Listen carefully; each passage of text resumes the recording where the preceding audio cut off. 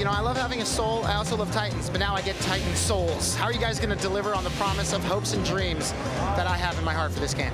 When you cross Titans and Souls, you end up with an extremely challenging action game where you only have 1 HP, you only have 1 arrow, and it's all boss fights.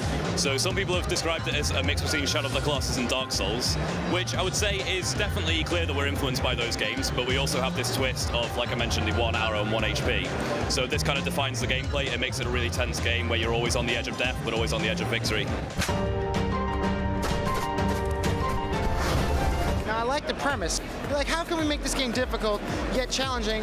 We don't want to give you a whole bunch of health, a whole bunch of weaponry. You get 1 health, 1 arrow. Why would you do that? Why would you do that to me?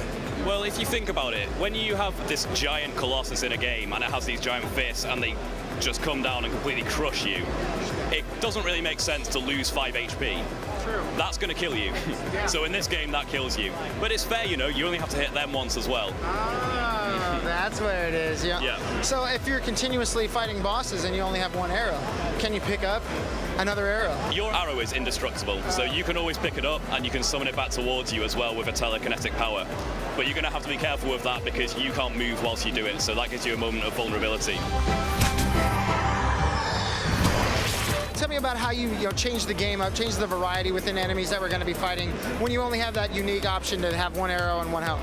Yeah, exactly. So the player mechanics themselves are always the same. You never upgrade, you're always just having the 1 arrow. But we're varying the game by creating Titans which are all wildly unique and challenging in their own way and make you use those mechanics in different ways. We're going to have 20 bosses in the game, which we think is the perfect amount to like really tap the potential of the mechanics and have the maximum amount of variety. So there's no padding, everything's completely different. And is this going to be one of those experiences where after, I beat 3 or 4 bosses, I finally die? Do I have to rebeat all of those bosses again, or can I pick up with my 1 continue? No, you're not going to have to beat them all again. That would be insanely cruel. Thank God. Titan Souls, it's not as difficult as Dark Souls, but unless you're good at it, you're going to die.